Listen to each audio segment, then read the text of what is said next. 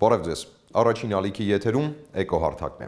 Էկոտուրիզմը աշխարհում զբոսաշրջության ամենաարագ զարգացող ուղղություններից է։ Այն չի պահանջում հարմարավետ հյուրանոցներ կամ սպասարկման հատուկ ծառայություններ։ Զբոսաշրջության այս տեսակն իրականացվում է ձիերով, հետիոտն, ավտոմեքենաներով, վրանով կամ այլ միջոցներով։ Էկոտուրիզմը չափազանց կարևոր է ոչ միայն էկոհամակարգերի պահպանության համար, այլ նաև համայնքների սոցիալ-տնտեսական զարգացման համար։ Ինչ ներուժ ունի Հայաստանը էկոտուրիզմի ոլորտում կքննարկենք այսօր էկոհարթակում։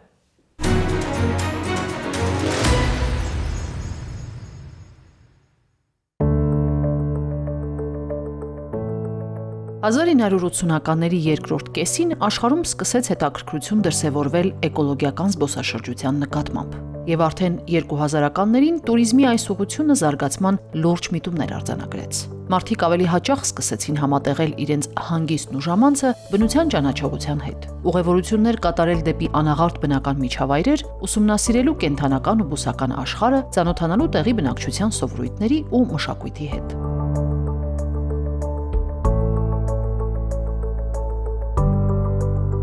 Վերջին շրջանում մեր աչքը սովորել է տեսնել ուսապարկերով կամ հեծանիվներով, քայլող, վազող, ժայռեր մագլցող, լեռնային գետերով թիավարող, բնությունն ուսումնասիրող զբոսաշրջիկների։ Նրանցից շատերը հյուրընկալվում են գյուղերում, արժանանում սիրալիր ընդունելության եւ հյուրասիրության։ Վերադարձին նրանք տպավորությունների մասին պատմում են ընկերներին, բարեկամներին։ Արդյունքում հաջորդ տարի էկոզբոսաշրջիկների թիվն ավելանում է տասնյակ հազարներով։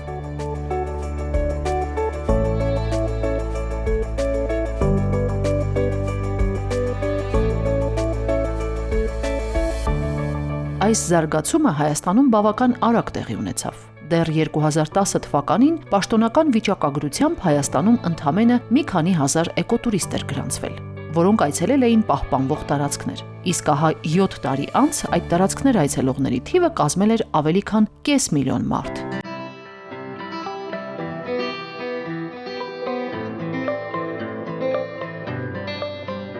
Էկոզբոսաշրջության սիրահարներին գրավում է ոչ միայն մեր երկրի կլիման, գեղատեսիլ բնությունը, համեղ սնունդը, այլ նաև կենդանական ու բուսական բազմազանությունը։ Շատերը գալիս են տեսնելու Հայաստանի վայրի բնությունը։ Մեր երկիրը բացառիկ հարուստ կենդանական ու բուսական աշխարհ ունի հարավային Կովկասի ողջ տարածքում, եւ սա գրավում է մարդկանց։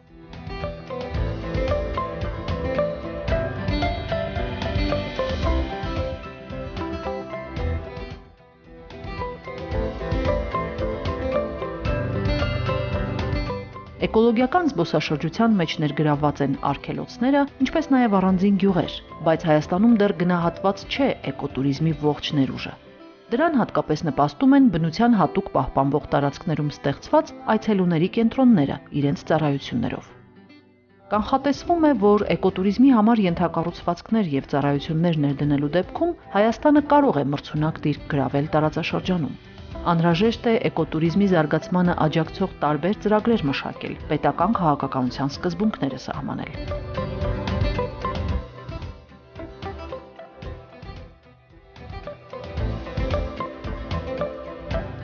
Շատ կարևոր է, որ էկոտուրիզմի մեջ ներգրավված լինեն եւ տնտեսական օգուտ ունենան նաեւ համայնքները։ Օրինակ, գյուղական համայնքների բնակչությունը հնարավորություն կստանա զարգացնել տնայնագործական արտադրությունը եւ իր պատրաստած մթերքի վաճառքից եկամուտ ստանալ, լուծելով նաեւ զբաղվածության խնդիր։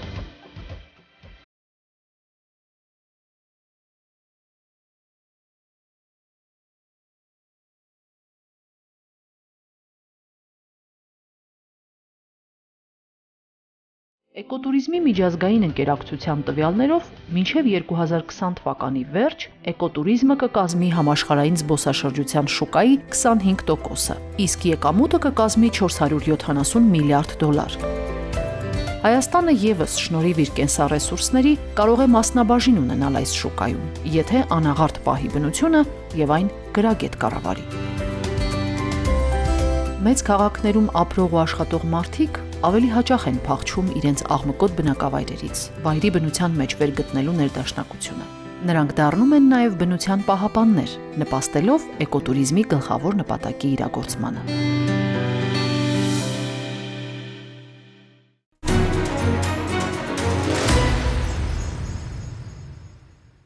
Այս անգամ էկոհարթակում հանդիպել են շրջակա միջավայրի նախարարի տեղակալ պարոն Վարդան Մելիքյանը, ողջույն, եւ Վայրի բնության եւ մշակութային արժեքների պահպանման հիմնադրամի հիմնադիր Ռուբեն Խաչատրյանը, ողջույն։ Կան արդյոք Հայաստանում էկոտուրիզմի համար նախատեսված վայրեր եւ արդյոք զարգացող մշակույթ է տուրիզմի բնագավառում Հայաստանում։ Միանշանակ կարող եմ ասել, որ զարգացող է եւ մեծ պոտենցիալ ունի Հայաստանը։ Բազմաթիվ ծրագրեր են իրականացվում թե միջազգային կառույցների Եվրոմիության շրջանակներում օրինակ, նաև UNDP ծրագրերով, UN-ի ընդհանուր ծրագրերով մեր ուսումնասիրությունները ցույց են տալի, որ բավականին մեծ տոկոս աճ կա վերջի 3-4 տարիներին մասնավորապես, երբ որ մարդիկ ուղակի գալիս են բնություն արշավ անելու Հայաստան, այսինքն այնքանով է հետաքրքիր այդ առումով իր կենսաբազմազանությամբ, կենդանիների տեսակներով մարդիկ կան, որ գալիս են միայն ուրեմն վայրի կենդանիներ նույնիսկ դիտելու։ Այդ նպատակով են գալիս։ Իհարկե մնացածը արդեն երկրորդական է մեր հյուրընկալ հյուրասեր լինելը,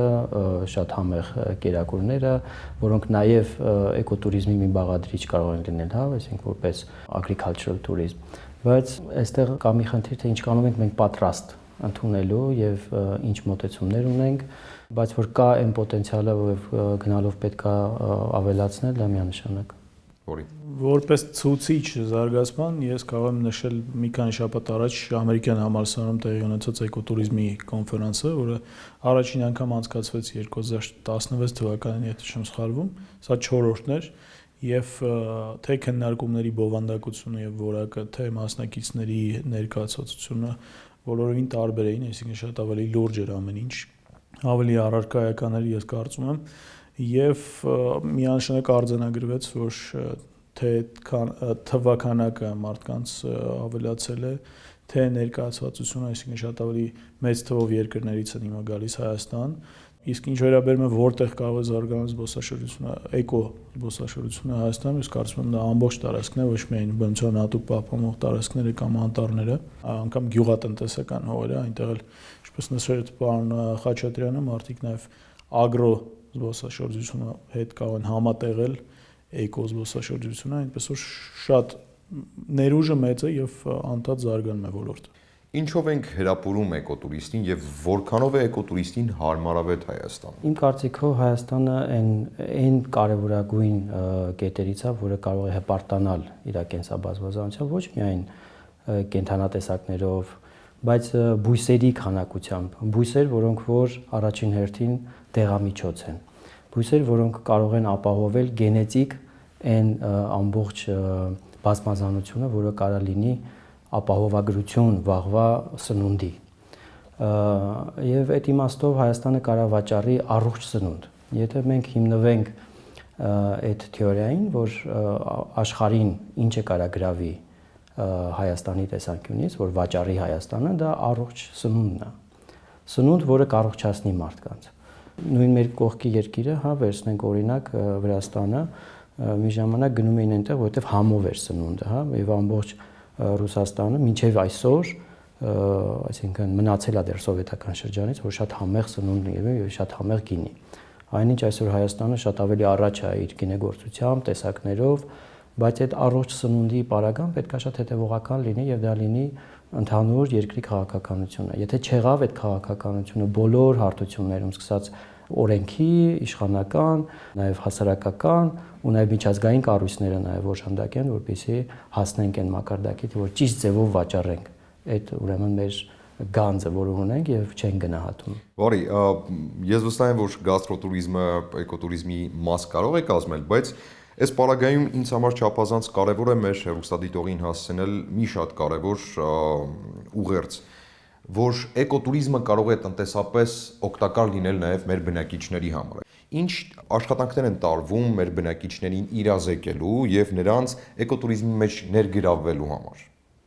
Սա շատ կարևոր է, եթե մի քիչ խոսենք շատ ավելի ներգերատեսչական տեսակետից, շրջակա միջավայրի նախարարության իհարկե գլխավոր գործառույթը դա բնության պահպանումն եւ պաշտպանումն է։ Այս մարդկանց, այս համայնքների, մոտակա համայնքների բնակչության եկամուտների ավելացումը եւ եկամուտների ապահովումը շատ կարեւոր է, որպեսզի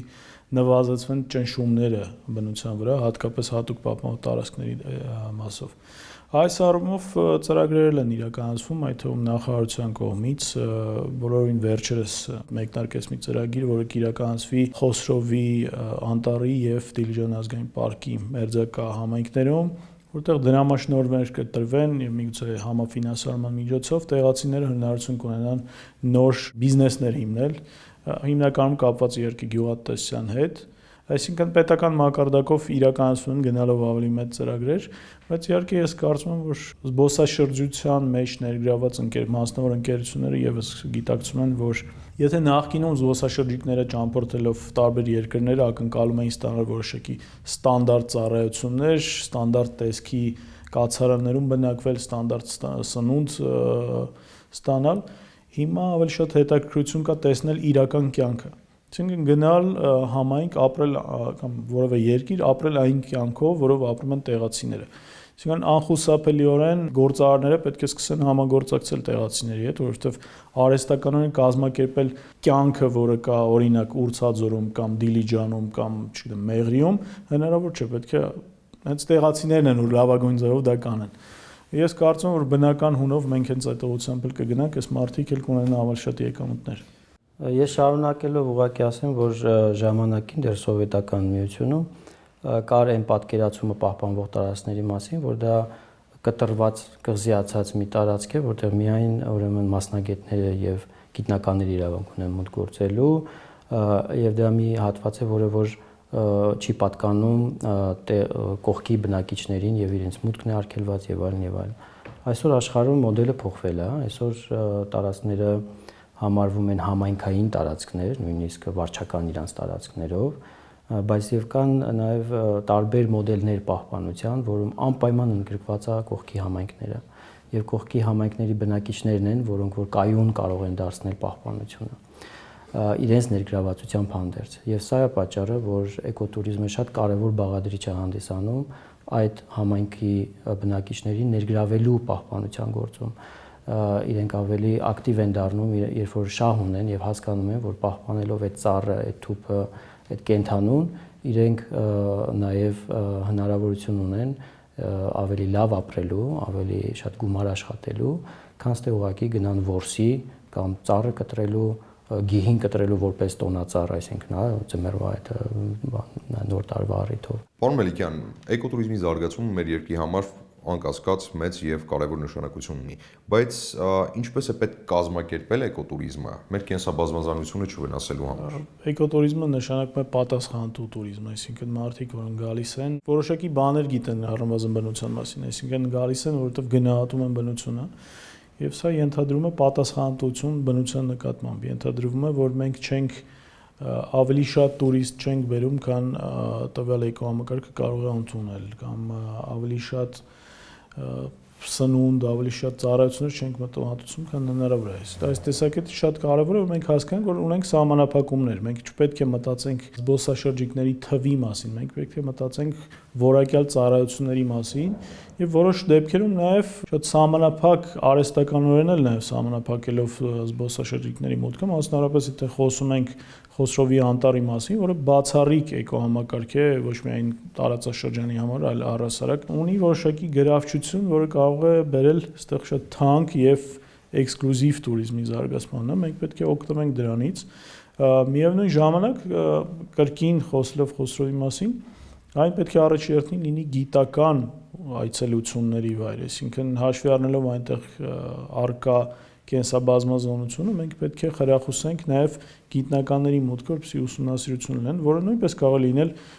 որոշակի զբոսաշրջության տեսակ։ Ընդհանուր առմամբ սա է, մենք պետք է մտածենք, մենք պետք է ճիշտ գնահատենք մեր ռեսուրսները, ճիշտ հասկանանք ինչ կարող ենք անել եւ չընկնենք գումարներ վաստակելու հետևից։ Մենք գումար կվաստակենք ամեն դեպքում, բայց դա չպետք է լինի որևէ դեպքում բնության հաշվին։ Ինչքանով է գրավիչ Հայաստանի համեմատ այլ ուղղությունների։ Ինչու էկոտուրիստը պիտի գա Հայաստան եւ ոչ որևէ այլ երկիր։ Կա շատ բաղադրիչներ, որոնց միավորումն է Հայաստանին ավելի գրավիչ դարձնում։ Դա սնունդն է, դա հյուրընկալությունն է, դա մշակութային արժեքներն են, որոնք որ ամեն տեղ են եւ ամենագեղեցիկ վայրերում են, ընտրված վայրերում են։ Եվ ասեմ, որ Հայաստանը միայն Իրանով արդեն հետաքրքիր է, բայց նաև հետաքրքիր է Վրաստանի հետ միասին, Պարսկաստանի հետ միասին, եւ այդ ուղղություններն են նաև որ պետքա աշխատենք, որպեսզի ավելի գրավիչ դարձնենք, որովհետեւ հեծանվորդներ ունենք, որոնք որ Հայաստանից հետո շարունակում են դեպի Վրաստան կամ Պարսկաստան, եւ Հայաստանը դարել է այդպես միջանցիկ նաև ուղղություն հեծանվորդների համար, որոնք գնալով շատանում են։ Եվ այստեղ կարծում եմ այդ զամբյուղն է, որը որ նաև առաջարկում է բնության արշավ եկածներին, որոնք որ մաքսիմում պատասխանատու են եւ դրանով է տարբերվում սովորական туриզմը էկոտուրիզմից, որ քիչ հետ կթողեն բնության վրա իրենց հետևից, չգան, այսինքն են մեծ ռեստորանները, այլ բավարարվեն գյուղական համայնքների բնակիչների տներում հաց ուտելով, նույն բուսակերները, որոնց համար այստեղ դրախտավայր է, նույն վեգանները, որոնց համար այստեղ դրախտավայր է, կա այդ բազմազանությունը առաջարկելու եւ դրանով է իսկ գրավիչ Հայաստանը։ Պարոն Մելիքյան, մենք անդադար խոսում ենք դրսից եկած մեզ հյուրի եկած տուրիստների մասին, բայց կարևոր ուղղություն է նաև ներքին տուրիզմը։ Այո, ներքին զբոսաշրջության, էկոզբոսաշրջության զարգացումը շատ կարևոր է, ես կարծում եմ, այն կարող է շատ մեծ նշանակություն ունենալ նաև կրթության առումով, որովհետև ի վերջո որքան էլ մենք շատ ունենանք զբոսաշրջիկներ Եվրոպայից կամ այլ տարածաշրջաններից, որոնք կգնահատեն մեր բնությունը, առաջին հերթին բնությունը պահպանողը եւ գնահատողը պետք է լինենք մենք, Հայաստանի Հանրապետության քաղաքացիները։ Կարծում եմ, որ մեր ներքին զբոսաշրջությունը, այն պահանջները, որ մենք ունենք, ավելի շատ առայժմ կապված են մեր խորոված եւ այլ, ասենք, ավանդական ուտելիքներ սպառելու հետ, կամ ասենք լավագույն դեպքում Սևան են գնում կամ Դիլիջան։ Բայց գնալ ճանաչել սեփական բնությունը, թռչուններ ճանաչել, միջատներին ճանաչել, չգիտեմ, բույսերը ճանաչել, սա դեռ սահմանափակ է։ Ես կարծում եմ, որ ստեղ իհարկե առավել հեռանկարայինը սկսել է աշխատանք երեխաների հետ, դպրոցներից սկսած, օրինակ իմ աղջիկները իրենց դպրոցում կազմակերպում են արշավներ, գնում են աղբ են հավաքում, միաժամանակ ծանոթանում են տեղական բնությանը եւ մշակութային ժառանգությանը։ Արդեն հաջորդ սերունդը իմ երեխաները դա կլինի իրենց կենսակերպը, համոզված եմ, որ այդպես է լինելու, սա առավել հեռանկարային է։ Որի, պարոն, ես կցանկանայի, որ մենք նշենք մի քանի շատ կարևոր եւ քիչ հայտնի էկոտուրիզմի ուղղություններ Հայաստանում, ինչ որտեղ նաեւ ուղղորդելով մեր հայրենակիցներին չմոռանալ այցելել այդ վայրերը, հաջողված օրինակներ ունենք էկոտուրիզմի ուղղությունների, որոնք կարող են խորհուրդ տալ մեր հեռուստադիտողին։ Դրանք շատ են ինձ թվում, այս վերջին 5 տարիների ընթացքում շատ բազմազան է դարձել, սկսած այսինքն հյուսիսից մինչև հարավ, ամենտեղ կարելի է այդպես մարզ չկա կամ համայնք չկա, որը չառաջարկի նաև իր ուղղությունը էկոտուրիզմի, ձիարշավներն են շատացել, հեծանվային ուղիներն են շատացել, հիմա արդեն գնալով մենք ինքներս նաև աշխատում ենք այդ ուղղությամբ քարանձավային туриզմը, որպեսզի գնալով ակտիվանա, շատ են։ Բայց մի փոքր այլ տեսակետից խոսեմ, ես կարծում եմ, որ այստեղ պետությունը անելիք ունի այն առումով, որ մասնավորապես օրինակ անտառների կամ բնություն հատուկ պահպանող տարածքների կառավարման պլանները մշակելիս մենք պետք է առաջին հերթին վեր հանենք այն տարածքները կամ այն վայրերը, որոնք կարող են գրավիչ լինել զբոսաշրջիկների տեսակետից եւ կառավարման պլաններում նախատեսենք թե ինչ կարելի անել, որովհետեւ հիմա մի փոքր հակառակ կողմից են գալիս ներդրողները սովորաբար կամ հայտնի վայրերը իհարկե ավելի գրավիչ են, ներդրողները գալիս են ուզում են որ ասենք հյուրանոց կառուցել կամ սննդի կետ կառուցել տարածքում կամ տաղավարներ կառուցել, որը ոչ միշտ է ճիշտ բնության պահպանման տեսակետից։ Մենք պետք է այս տրամաբանությունը փոխենք, կառավարման պլանները մշակելիս հասկանանք, որ տեղերում առանց բնությանը վնաս հասցնելու հնարավոր է գրավիչ միջավայր ստեղծել եւ արդեն կոնցեպտ ունենալուց հետո արդեն հրավիրել ներդրողներին